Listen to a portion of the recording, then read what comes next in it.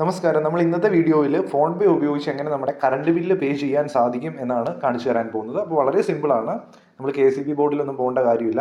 അപ്പോൾ അറിയത്തില്ലാത്തവർക്ക് വേണ്ടിയാണ് ഈ വീഡിയോ. ഇവിടെ വൈദ്യുതി ബിൽ എന്ന് പറഞ്ഞ ഓപ്ഷൻ ഉണ്ട്. നമുക്ക് ഫോൺ പേ ഓപ്പൺ ആക്കുമ്പോൾ തന്നെ അതിലൊന്ന് ക്ലിക്ക് ചെയ്ത് കൊടുക്കുക.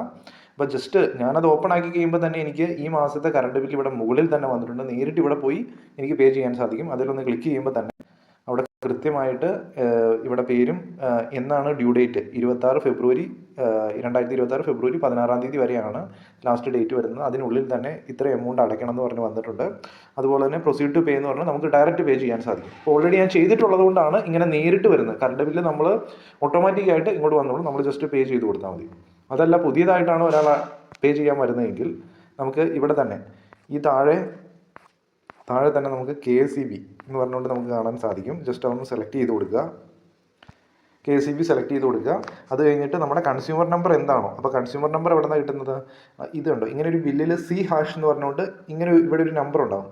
ഒരു വലിയ നമ്പറാണ്. ആ ഒരു നമ്പറാണ് അവിടെ അടിച്ചു കൊടുക്കേണ്ടത്. ഞാൻ കൺസ്യൂമർ നമ്പർ ഒന്ന് അടിച്ചു കൊടുത്ത് കാണിക്കാം.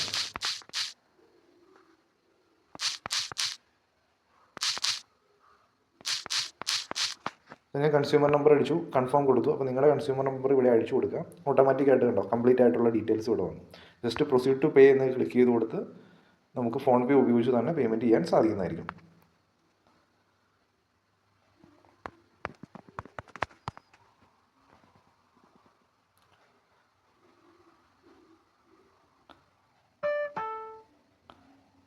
കണ്ടോ, വളരെ സിമ്പിളായിട്ട് നമ്മൾ പേയ്മെൻറ്റ് ചെയ്തിട്ടുണ്ട്. അപ്പോൾ നമ്മൾ KCB ബോർഡിലൊന്നും പോകേണ്ട കാര്യമില്ല. ജസ്റ്റ് ഒരു കൺസ്യൂമർ നമ്പർ എൻ്റർ ചെയ്ത് കൊടുക്കുക, ഫോൺ പേ ഉപയോഗിച്ച് പേയ്മെൻറ്റ് ചെയ്യാൻ സാധിക്കും.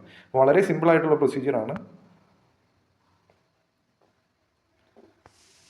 എല്ലാവർക്കും മനസ്സിലായി ഞാൻ വിചാരിക്കുന്നു. വീഡിയോ ഇഷ്ടപ്പെട്ട് കഴിഞ്ഞാൽ ലൈക്ക് ചെയ്യുക, ബാക്കിയുള്ളവരോട് ഷെയർ ചെയ്യുക. Okay, thank you.